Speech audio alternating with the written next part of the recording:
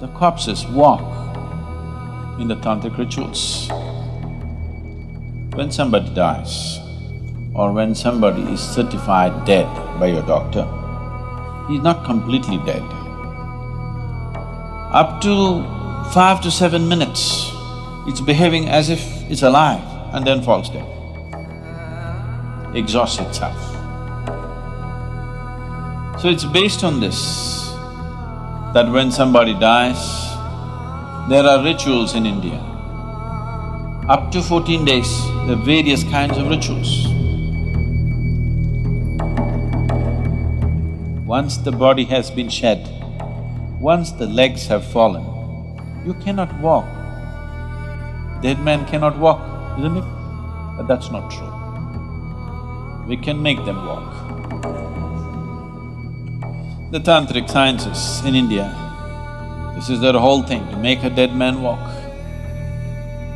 The corpses walk in the tantric rituals. There have been many, but one has been historically recorded. There was a yogi, there have been many like this, there still are. There was a yogi who had mastered what is known as suryasparsh. That means… sparsh? Okay, touch, okay. Contact or touch. So this is like the solar touch. There is a certain type of yoga called suryasparsh. So he mastered this. This was a bong. What's a bong? A Bengali. So, he lived in Varanasi and he periodically went to his guru and learnt different steps of this and was mastering this step by step. So, any number of times he displayed this in public, that if you bring a bird, a dead bird, which has been checked by everybody, it's for sure a dead bird, not a bird which is acting dead. A really dead bird, if it died within the last 3 hours, it's gone rigid. You know, within 3 hours a bird goes stiff. The rigor mortis sets in for a bird much quicker than for a human body. Because a bird has… the blood temperature, the body temperature of a bird is much higher than that of a human body. So, the way it cools down and how soon the rigor mortis sets in is much quicker in a bird's body than in a human body. So, 3 hours after the bird is dead, if you brought a bird to him with a simple magnifying glass, that too not from direct sunlight, from mirrored light. If you stand outside and mirror the sunlight inside, using that light through a magnifying glass, he would make the bird come alive. It would chirp, it would sit up, it would walk and it would fly. It would fly around for some time and then collapse and die again. So when people said, why can't you make it live? He said, this is all I know. My guru can make this happen. I am still learning, but he was already close to 70 years of age at that time. To his misfortune, it so happened, a 7-year-old boy of the local Islamic conquest had already happened. A Muslim king's son, who was 7 years of age, died of some unexplained fever. So they had heard of this man bringing a bird alive. They came to him and said, come and try, and our king's son. One thing was, he would never try it outside the presence of his deity. He had a small deity and a shrine. Outside the shrine, he would never try such a thing. He would practice it only in the shrine. He said, I will not do such things outside the view of my deity. They have no value for the deity because according to them it's idolatry. It's an energy form that he's created and with that he works. They said, this deity, God damn it, we'll take it. We'll take it to the palace. He said, no, it cannot be moved. He said, it can be moved. And they just picked it up. He cried, don't do this. And when they picked it up and this was happening, they were trying to drag him, he said, I'm not going to come. I will not do it. I am not going to do this. He got angry when they picked up the deity and taking it out like it's some kind of a toy. He said, I'm not going to bring your king's son to life. Even if I could, I cannot, but even if I could, I will not do it. Then they held him by the hair and dragged him to the king and he said, I'm not going to do it. So they butchered him right there. And in the process of doing all this, they dropped the deity and it broke. So he had a few disciples to whom he was imparting this. It died with them, everything. But this has been clearly recorded by very responsible people that actually any number of times he did this, that he would make a dead bird which is dead for over 3 hours to actually get up and fly for a substantial period of time, that is more than an hour's time. And he repeatedly said, my guru can make this bird live for its full length of life, whatever that is. And my guru can even do it to a human being. There have been any number of such people. There was another yogi in South India. So usually they don't… This is a kind of a fringe yogi, this bird yogi. This is a fringe yogi, this is not the mainstream. This is a mainstream yogi. So people were coming to him for blessings and things were happening around him so much.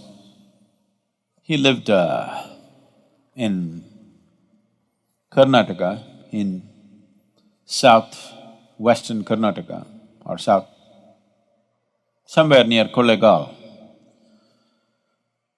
And people were gathering around him. One day it so happened, a young boy who died. The parents brought this boy and cried their hearts out. So, he looked at their plight and probably he sensed that the boy need not have died, it's more accidental in nature. So he dipped his finger, there was a lamp like this next to him. It is generally there, almost every yogi who is into certain kind of process will have a lamp burning next to him, an oil lamp. So, he dipped his finger into the oil and put it into the dead boy's mouth. And the boy came alive after some time and became perfectly all right.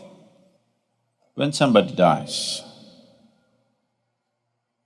or when somebody is certified dead by your doctor, he's not completely dead. Death happens slowly. If you are not already aware of this, where's this lady? She should know, pastor's daughter. Anybody undertaker's son or daughter? Nobody? You may already know, most of you, that after a person dies, up to 11 days for sure, most of the time up to 14 days, fingernails grow, hair grows. You know this? How many of you are already aware of this? Yeah. So, because death is happening slowly,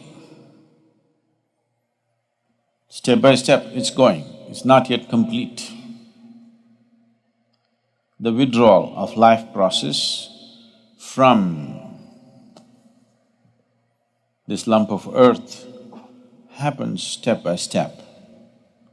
For all practical purposes, when it is immobile, lungs have stopped, heart has stopped, so they'll declare you dead, but not yet.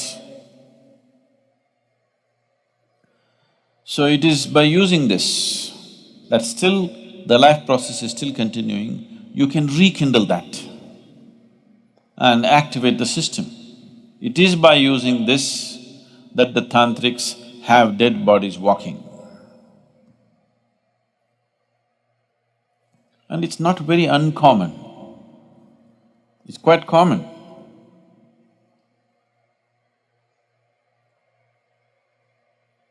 And sometimes, they will be working upon this when the cremation is on. There have been many instances, I have not personally seen, but I know people who have no reason to lie about it and they will not, such people have actually seen a burning body getting up and walking. They've set fire to it, it's burning, but it gets up and walks. Because at that moment when the burning begins from outside, the life process retreats and there's a concentrated spaces where life is happening more intensely at that moment. They make use of that and rekindle the system in such a way that suddenly it gets up and walks.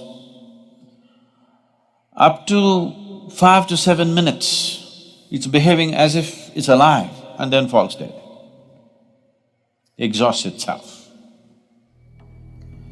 So it's based on this that when somebody dies, there are rituals in India. Up to 14 days, there are various kinds of rituals. Unfortunately, these rituals have mostly lost the knowledge behind that, the power behind that has been lost, and people are just doing things like for livelihood somebody is doing it, or just for the sake of doing it, they're doing it. Very few people truly understand the significance of what it is. Because life energies recede slowly, they've gotten so deep into this, every cell in the body, it doesn't just go poof like this. Functionally it may die, but totally it does not die, it dies slowly. So we want to hasten that process. We don't want somebody to die slowly. Dying slowly can be torturous, isn't it? Dying slowly is torturous or no? So it can be torturous. So we want him to leave quickly. After he dies, first thing is to tie the toes together. You know this? You still do it or no? Tie the toes together, because if you do not tie the toes together, from the lower end of the body, it will start imbibing life. It wants to live, because all the cells in the body are not dead. They're still making an effort to live. They will try to draw energy. When they try to draw energy, certain forces will enter the body. So you don't want that to happen to your loved one. So the moment he dies, you tie the toes. Now, no external support, he will go much more quickly. And the next thing is, you wash him up with water. Because when you wash the dead, see, even if you're alive, if somebody tries to give you a bath, they'll pour water on your face, you will feel like you're being waterboarded.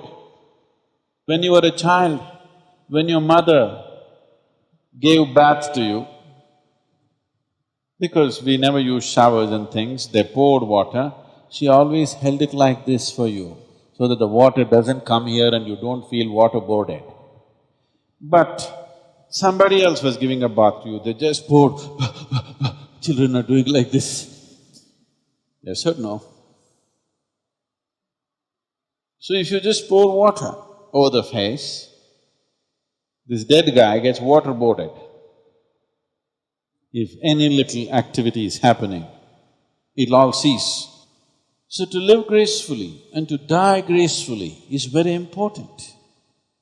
Death is not some strange subject that we should not talk about. It is right here,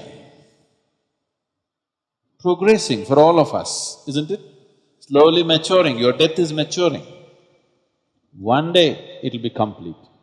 Let it be a long time after, but right now it is maturing, isn't it? So if you understand life very well, absolutely well, you can exit the body in such a way that you exit completely, you gather everything and leave. If you live like that, then we will give you a burial. We don't burn your body because we don't want to waste the wood on you.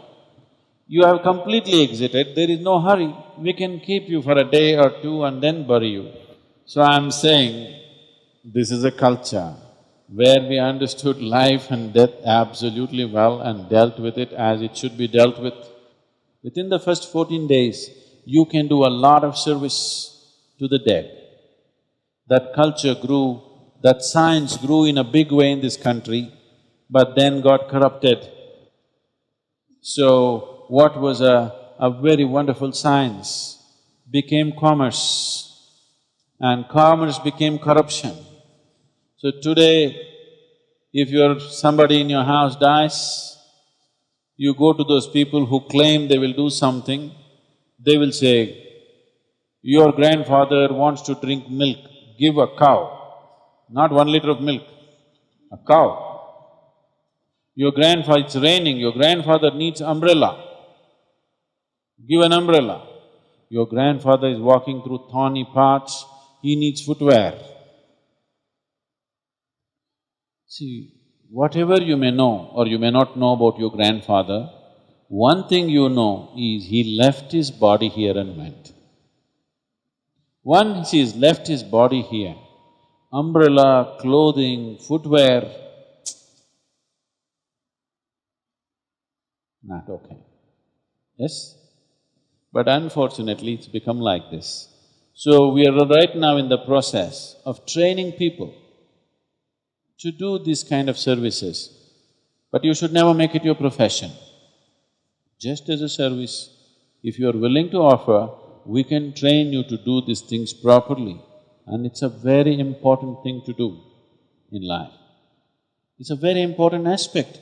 When somebody has lost his body, he is completely helpless. He needs help, and he can be helped, but not with contaminated, corrupt hands. Somebody who cares, somebody who has the necessary sense about it. If you want to go through something like that, such trainings, it's available.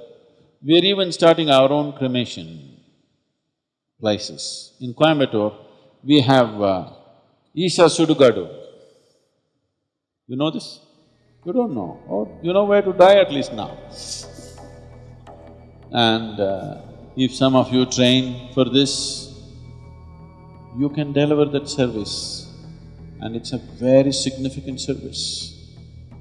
People don't understand the value of it in today's world, the modern world. They don't understand the value of it, but it is extremely valuable to do that.